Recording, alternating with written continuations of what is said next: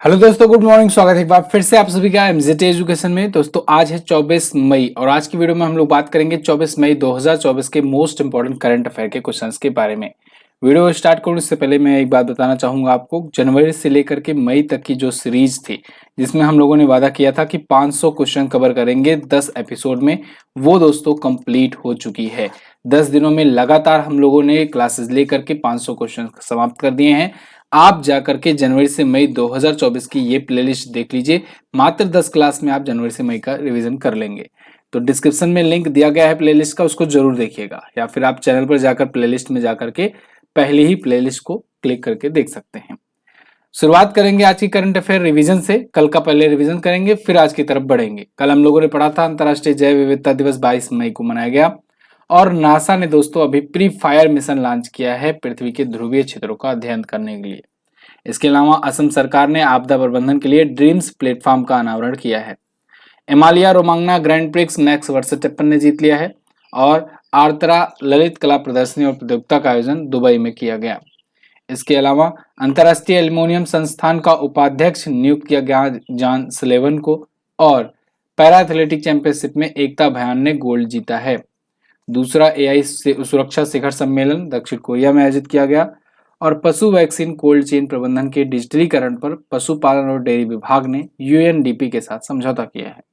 वहीं आईपीएल में Virat Kohli orange cup के प्रबल दावेदार बन चुके हैं और मोस्ट प्रोबेबली इन्हीं को ये मिलेगा अवार्ड। ये टॉप 10 करंट अफेयर के क्वेश्चंस थे कल की वीडियो से, जिनका आपने किया है क्विकली रिवीजन।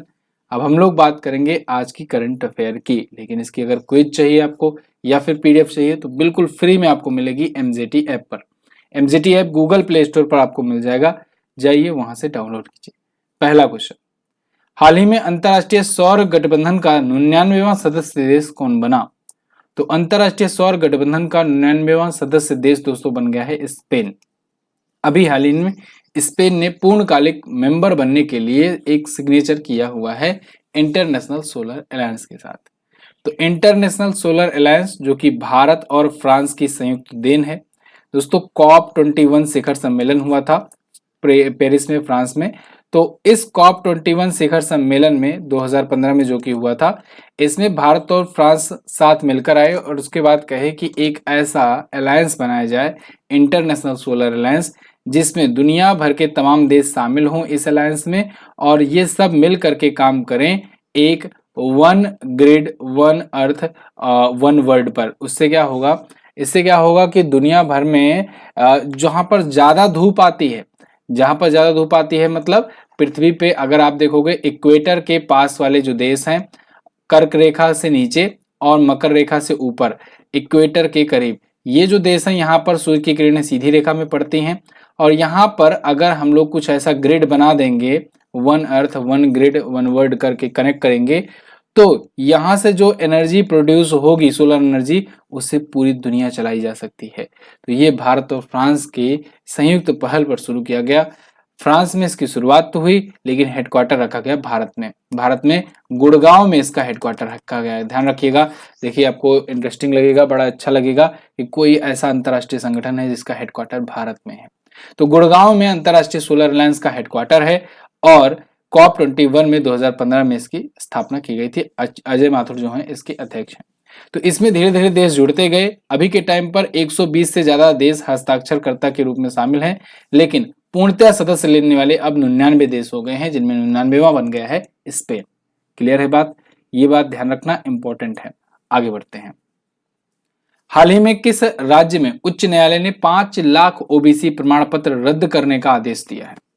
तो दोस्तों अभी हाल ही में कलकत्ता हाईकोर्ट ने पश्चिम बंगाल के 5 लाख ओबीसी प्रमाण पत्र ओबीसी सर्टिफिकेट को रद्द करने का, कैंसिल करने का आदेश दिया है। ये बहुत ही अद्भुत और ऐतिहासिक फैसला आपको देखने को मिल रहा है। कलकत्ता हाई कोर्ट ने कैंसिल कर दिया है 5 lakh OBC certificate. The Hindu का आर्टिकल आपके सामने है। यहाँ पर 2012 से लेकर के जो वहाँ की जो सरकार थी उसने जो जारी किए थे 2010 या 2012 से, वो 5 लाख ओबीसी सर्टिफिकेट को इसने कैंसिल कर दिया है। ये निर्णय न्यायमूर्ति तपव्रत चक्रवर्ती और राजशेखर मंथा की खंडपीठ ने सुनाया हुआ है। इसमें स्पष्ट किया गया है लेकिन एक बात कि जिन व्यक्तियों ने इन प्रमाण पत्रों के जरिए नौकरी प्राप्त कर लिया है, रोजगार प्राप्त कर लिया है, वो प्रभावी नहीं होंगे। अगर आपको याद हो, अभी पिछला वाला जो टीचर भर्ती घोटाला था, मैंने आपको उस पर वीडियो भी दी थी, तो उसमें ये डिसीजन आया था, हालांकि सुप्रीम कोर्ट ने उस पर रोक लगा दिया, उसमें ये डिसीजन आया था कि जितने भी शिक्षक भर्ती हुए हैं वो 7 सालों में जितनी सैलरी पाए हुए हैं उस सैलरी भी लौटानी पड़ेगी, और शिक्षक भर्ती वो कैंसिल तो की ही गई। तो यहाँ पर लेकिन ऐसा नहीं किया गया, इसमें ये कहा गया कि सर्टिफिकेट ही था, फिलहाल इस सर्टिफिकेट तो हम रद्द कर दे रहे हैं, लेकिन इन सर्टिफिकेट का उपयोग करके जो रोजगार प्राप्त कर लिए हैं वो इससे प्रभावित नहीं होंगे। दोस्तों, राज्य सरकार जो है वहां पर, जो ममता बनर्जी की सरकार है, उन्होंने कार्यकारी आदेश में ओबीसी के 66 वर्गों को वर्गीकृत किया था और 5 लाख ओबीसी प्रमाण पत्र रद्द कर दिए गए हैं। अच्छा, पश्चिम बंगाल के सीएम ममता बनर्जी का कहना है कि हम ये हाईकोर्ट की बात नहीं मानेंगे। अब क्यों नहीं मानेंगे, क्या नहीं मानेंगे, अब ये तो उनके ऊपर है। फिलहाल इन्होंने ये कह दिया कि हम तो बात नहीं मानेंगे। ठीक है, फिलहाल यहाँ पर देखो, ये है पश्चिम बंगाल भारत के मैप में, कोलकाता इसकी राजधानी है। ममता बनर्जी ऑल इंडिया तृणमूल कांग्रेस की यहाँ से सीएम है। सीवी रनबोज जो है, ये जो है यहाँ के गवर्नर है। सुंदरवन नेशनल पार्क यहाँ पर है। सुंदरवन का डेल्टा भी है, सुंदरवन का डेल्टा सबसे बड़ा डेल्टा है दुनिया का। बक्सा टाइगर रिजर्व बहुत पूछा जाता है, यहीं पर है। लोथियन जीवन जीव अभयारण्य है। काठी ढाल छाऊ ये प्रमुख लोक नृत्य यहाँ पर होते हैं। दार्जिलिंग की चाय बहुत फेमस है, इसको पहला जीआई टैग दिया गया था। सिलीगुड़ी यहाँ पर है। हावड़ा ब्रिज बहुत फेमस है। और 23 जिले हैं यहाँ पर। 294 विधानसभा में सीटें, लोकसभा में 42 सीटें जाती हैं और राज्यसभा में 16 सीट यहाँ से जाती है। क्लियर है ना। पश्चिम बंगाल अपना बॉर्डर देखेंगे अगर आप, किससे किससे शेयर कर रहा है, तो इधर असम से शेयर करता है, ऊपर सिक्किम से शेयर करता है, इधर बिहार से, फिर इधर झारखंड से और नीचे उड़ीसा से शेयर करता है, बाकी बांग्लादेश से। अगला, हाल ही में नेपाल की ओर से माउंट एवरेस्ट पर चढ़ाई करने वाले सबसे कम उम्र के भारतीय कौन बन गई। तो दोस्तों, माउंट एवरेस्ट पर चढ़ाई करने वाले सबसे कम उम्र की भारतीय बन गई हैं कौम्या कार्तिकेयन। कौम्या कार्तिकेयन महज 16 वर्ष की उम्र में ये फतह करनी है mount Everest. Mount Everest world largest peak है। ये कहां पर है, नेपाल में स्थित है। और नेपाल की इस चोटी को, जिसे नेपाल में सागर माथा के नाम से जाना जाता है, सागर माथा के नाम से जाना जाता है, इसको फतह कर लिया है किसने, कौम्या कार्तिकेयन ने। कौम्या कार्तिकेयन दोस्तों एक naval officer commander S Karthikeyan की बेटी हैं, और अभी भारतीय नौसेना ने पुष्टि की है इस बात की कि ये और इनके पिता दोनों ने 20 मई को ये फतह किया है ये चोटी। ओके, अच्छा, इसी से याद आया कौमी रीता। कौमी रीता जो है, अभी कुछ दिन पहले मैंने बताया था 29वीं बार चढ़े थे चोटी पर, है ना, और अभी रिसेंटली महज 10 दिनों के अंदर अंदर ही वो 30वीं बार भी चढ़ गए। यानी अपना ही रिकॉर्ड वो लगातार तोड़ते जा रहे हैं। 30वीं बार चढ़ गए हैं कौमी रीता माउंट एवरेस्ट पर, 30 बार वो चढ़ चुके हैं। तो ये अपने आप में विश्व रिकॉर्ड है। अभी हाल फिलहाल में वो 29वीं बार चढ़ करके रिकॉर्ड बनाए थे, और अभी 10 दिन के भीतर भीतर वो फिर से चढ़ गए हैं, अभी कल की न्यूज है। ठीक है, तो फिलहाल ये दोनों पॉइंट याद रखिएगा। माउंट एवरेस्ट आप जानते हो 8,848.86 मीटर की ऊंचाई वाली चोटी है, हिमालय पर्वत के अंतर्गत आती है, दुनिया की सबसे ऊंची चोटी है। क्लियर है ना। सबसे पहले एडमंड हिलेरी और तेंजिंग नार्गे चढ़े थे 1953 में। अगला क्वेश्चन है, भारतीय मूल के किस अमेरिकी वैज्ञानिक ने प्रतिष्ठित 100 पुरस्कार जीता है। तो प्रतिष्ठित 100 पुरस्कार जीता है दोस्तों श्रीनिवास आर कुलकर्णी ने। श्रीनिवास आर कुलकर्णी यहाँ पर आपको दिख जाएंगे, इंडिया टुडे का आर्टिकल है, इंडियन ओरिजिन साइंटिस्ट हैं। इन्होंने प्रेस्टिजियस सा प्राइज जीता है एस्ट्रोनॉमी में। ये एस्ट्रोनॉमी में यानी खगोल विज्ञान में ये जीते हुए हैं। ये पुरस्कार इनको मिली सेकेंड पल्सर, गामा रे विस्फोट और सुपरनोवा के बारे में इनकी जो खोज है उनके लिए दिया गया है। इन्होंने दोस्तों 1978 में भारतीय प्रौद्योगिकी संस्थान के एमएस और 1983 में कैलिफोर्निया यूनिवर्सिटी से पीएचडी की हुई है। मास्टर ऑफ साइंस किए हैं और क्या किए हैं, कैलिफोर्निया यूनिवर्सिटी से पीएचडी किए हैं। 2006 से 2018 तक ये कैलटेक ऑप्टिकल वेधशालाओं में निदेशक भी रहे थे। और अभी के लिए 3 क्षेत्रों में जो पुरस्कार दिया जाता है, खगोल विज्ञान, जीवन विज्ञान, चिकित्सा और गणित विज्ञान, उनमें से खगोल विज्ञान के लिए इनको मिला है ये पुरस्कार, प्रतिष्ठित 100 पुरस्कार है। क्लियर है ना। तो $1.2 मिलियन की यहाँ पर पुरस्कार राशि दी गई है। भारतीय मूल के अमेरिकी वैज्ञानिक हैं। यहाँ पर कुछ और अवार्ड दिए गए हैं, उनका हम लोग रिवीजन करेंगे। जैसे भी रस्किन बांड जो कि प्रतिष्ठित लेखक हैं, इनको साहित्य अकादमी फेलोशिप दिया गया। पवन सिंधी को global pride of Sindhi award दिया गया। Bhavi Mehta Oxford book store cover prize पाई। फिलिस्तीनी पत्रकार को यूनेस्को गिलर्मो कैनो पुरस्कार दिया गया। पूर्णिमा देवी बर्मन को ग्रीन ऑस्कर या जिसे व्हिटली अवार्ड कहते हैं ये दिया गया।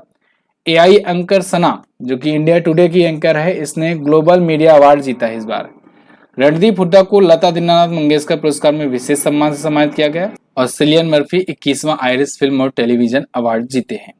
अच्छा साथियों, आपके सभी एग्जाम को कवर करते हुए विश्व का भूगोल जो है ये एक बैच लाया गया है, जबरदस्त बैच है।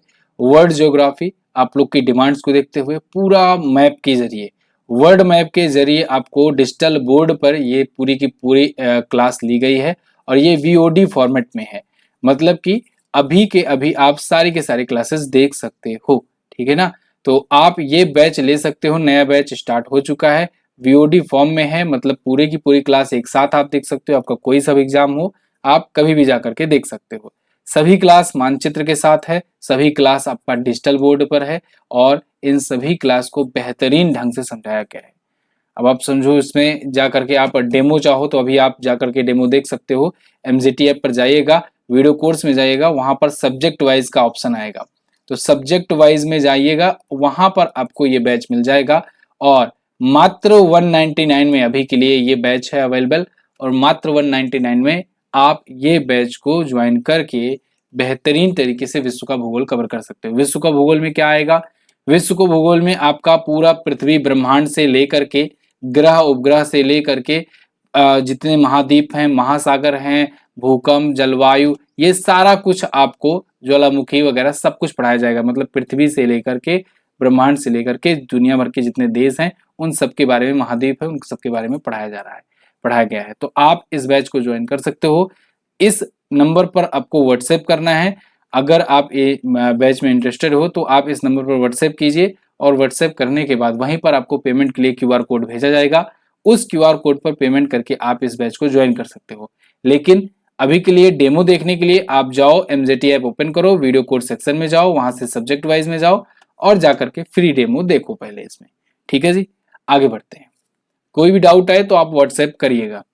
अगला क्वेश्चन, एनटीपीसी ने एटीडी बेस्ट अवार्ड 2024 में दुनिया का कौन सा स्थान प्राप्त किया? दुनिया में कौन सा स्थान प्राप्त किया?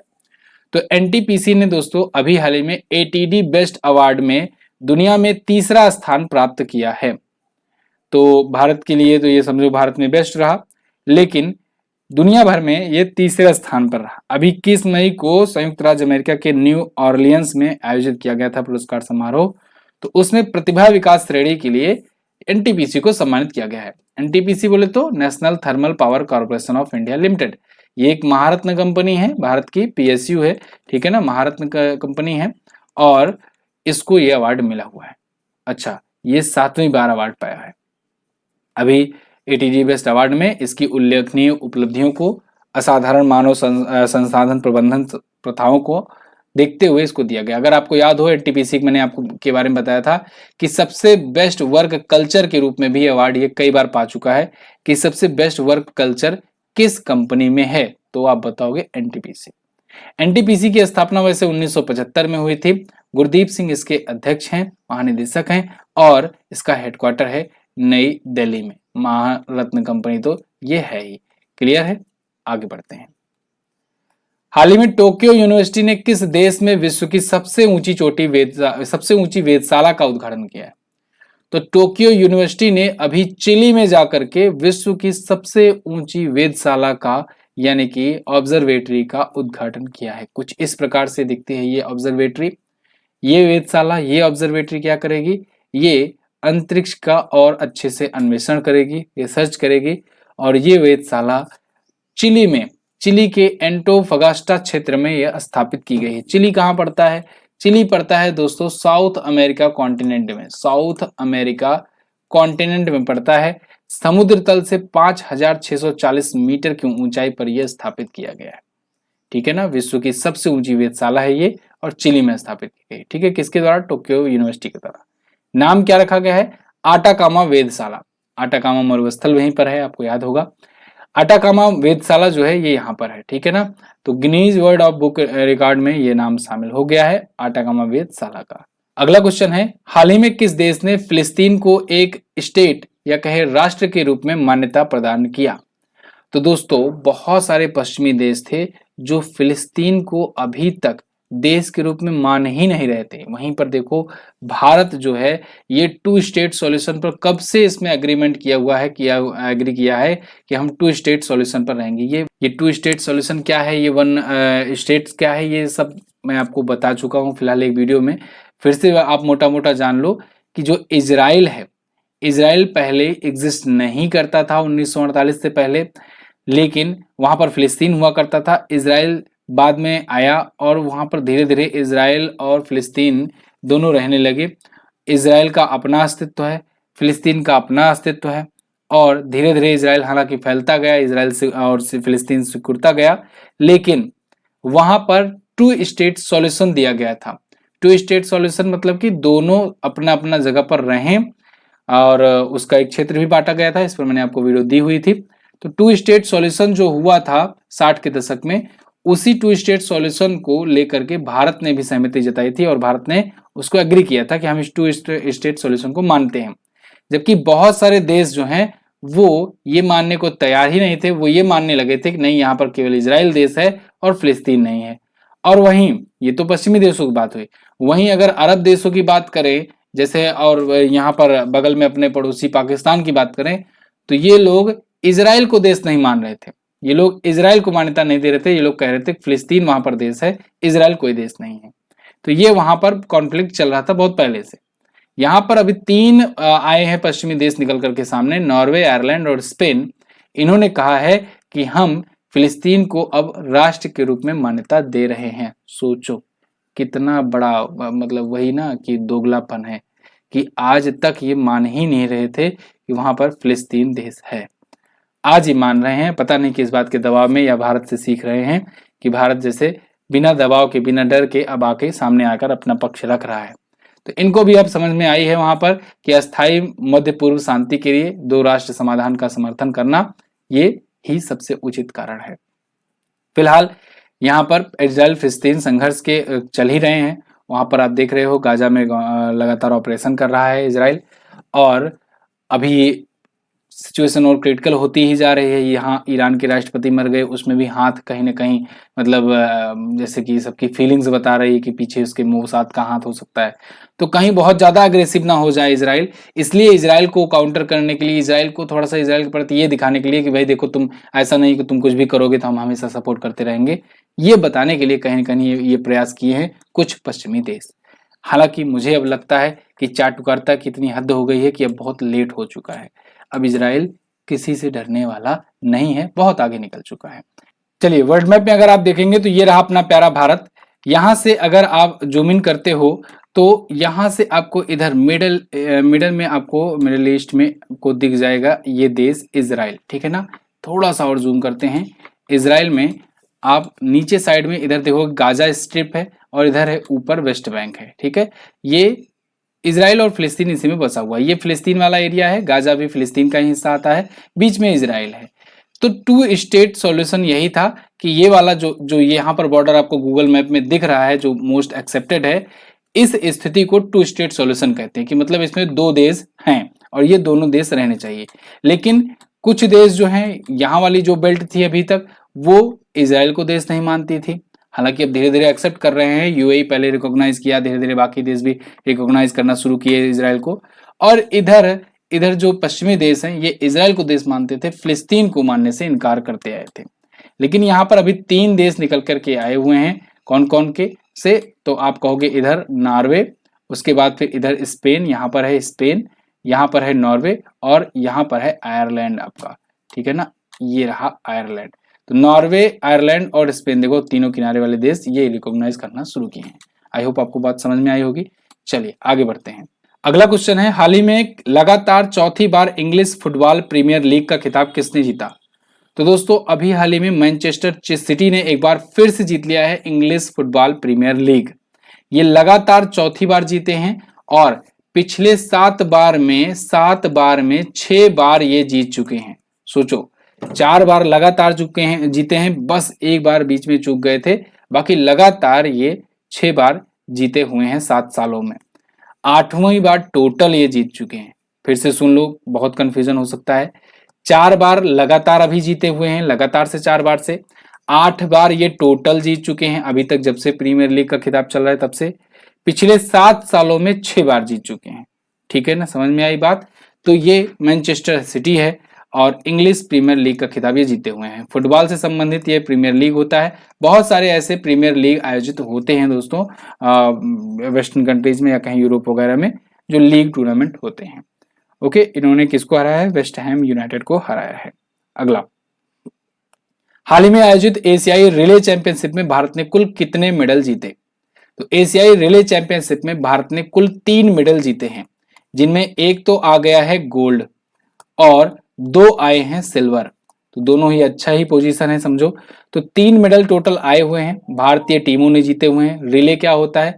रिले में आप देखते हो कि टीम इवेंट एक प्रकार से होता है, रेस होता है। उसमें रिले पकड़ा पकड़ा करके एक दूसरे को सपोर्ट कर करके आगे बढ़ते हैं खिलाड़ी, और फिर आगे जाते जाते अपना रेस कंप्लीट करते हैं, जीतते हैं। तो यहाँ पर भी ऐसे रिले रेस हुई और भारतीय टीमों ने जीता है, जिसमें मिक्स जो टीम थी, मिक्स टीम में मतलब मेल और फीमेल दोनों थे। तो 4x400 मीटर वाली इसमें एक स्वर्ण पदक जीता है भारत ने। 4x400 का मतलब कि एक खिलाड़ी दौड़ेगा, 100 मीटर दौड़ेगा, फिर वो रिले दूसरे को पकड़ाएगा, फिर वो 100 मीटर जाएगा, फिर दूसरे को पकड़ाएगा, फिर वो दूसरे वाला आगे जाएगा, वो दूसरे को पकड़ाएगा, ऐसे ऐसे करके 4 होगा। ठीक है ना, 4 गुणे 4 100 मीटर का होगा, 100 मीटर करके। और फिर अगला जो 2 मेडल आया है वो पुरुष इवेंट में और महिलाओं के इवेंट में आया हुआ है। तो ये एक एक सिल्वर आया है। समझ में आई बात। बैंकॉक थाईलैंड में आयोजित किया गया था 20 और 21 मई को। आगे देखते हैं, हाल ही में किसको इंडिया फर्स्ट लाइफ इंश्योरेंस का एमडी और सीईओ बनाया गया? तो दोस्तों अभी हाल ही में ऋषभ गांधी को बनाया गया है इंडिया फर्स्ट लाइफ इंश्योरेंस का नया मैनेजिंग डायरेक्टर और चीफ एग्जीक्यूटिव ऑफिसर। यहां पर आप आर्टिकल देख पाओगे, ये हैं ऋषभ गांधी और ये अब होंगे नए एमडी और CEO India first life insurance के। ओके, ये किसकी जगह पर आए हैं? ये आए हैं आरएम विशाखा की जगह पर, जो 30 जून को रिटायर होंगी और फिर 30 जून के बाद ये 1 जुलाई से अपना पद ग्रहण करेंगे ऋषभ गांधी। इनके पास 30 वर्षों से ज्यादा का अनुभव है और इनकी नियुक्ति को IRDAI के द्वारा मंजूरी भी मिल गई है। इंडिया फर्स्ट लाइफ इंश्योरेंस की बात करें तो इसकी स्थापना 2009 में हुई थी, मुंबई में इसका हेडक्वार्टर है। क्लियर है ना। अब ये नियुक्ति है, तो पिछले दिनों में जो कुछ नियुक्ति हुई थी उसका रिवीजन करेंगे, फिर उसके बाद वीडियो को समाप्त करेंगे। जॉन सलिवन अंतर्राष्ट्रीय एल्युमिनियम संस्थान के उपाध्यक्ष नियुक्त किए गए। प्रदीप नटराजन को IDFC फर्स्ट बैंक का पूर्णकालिक निदेशक नियुक्त किया गया। डेविड सल्वागिनी ये नासा के AI के प्रमुख बनाए गए। एन चंद्रशेखरन टाटा इलेक्ट्रॉनिक्स के नए अध्यक्ष होंगे। दिलीप सांगनी इफ्को के नए अध्यक्ष बनाए गए हैं। आर लक्ष्मीकांत राव RBI के कार्यकारी निदेशक होंगे और are Shankar Raman L&T group के अध्यक्ष होंगे। वहीं राकेश सिंह ये पेटीएम मनी लिमिटेड के CEO होंगे। ये मैं आपको लगभग रोजाना दिखाता हूं पेज, जिससे आप बार बार पढ़ोगे तो रिकॉल होते होते आपको तैयार हो जाएगा। तो आप ऐसे तैयार कर सकते हो बहुत ही आसानी से, डेली करंट अफेयर को रोजाना फॉलो करके। ठीक है जी। और आप अगर हमारी बुक लेना चाहते हो तो असिस्टेंट लोको पायलट और टेक्नीशियन की भी बुक आई हुई है, इसको भी आप ऑर्डर कर सकते हो अमेजन से जा करके। इसके अलावा व्हाट्सएप चैनल पर जुड़िए वर्ल्ड लाइनर के लिए। कल मैंने आपसे क्वेश्चन पूछा था कि पूर्व प्रधानमंत्री राजीव गांधी जी भारत के कौन से प्रधानमंत्री थे? तो ये 6ठे नंबर के थे, 5वें नहीं थे। विश्व आर्थिक फोरम की यात्रा और पर्यटन विकास सूचकांक में कौन सा देश शीर्ष पर है? तो अमेरिका इसमें टॉप पर है। आज आपको क्या बताना है, IPL में सबसे ज्यादा विकेट लेने वाले खिलाड़ी को कौन सा अवार्ड दिया जाता है? बहुत ही आसान है, बहुत ही इजी क्वेश्चन है, आप बताइएगा कमेंट करके। सबसे बड़ा एल्युमिनियम उत्पादक देश कौन सा है विश्व में, ये भी बता दीजिएगा। तो आज के दोनों क्वेश्चंस का डिटेल से आप आंसर कीजिएगा और इसकी PDF आपको टेलीग्राम पर मिलेगी। टेलीग्राम चैनल को ज्वाइन कीजिए for detail PDF for free. ठीक है, शाम को PDF आ जाती है और बाकी जो अभी लाइव क्लास हुई थी उसकी भी PDF यहीं पर मिलेगी। मैं आपको कल की वीडियो में मिलूंगा, तब तक के लिए नमस्कार, जय हिंद, वंदे मातरम।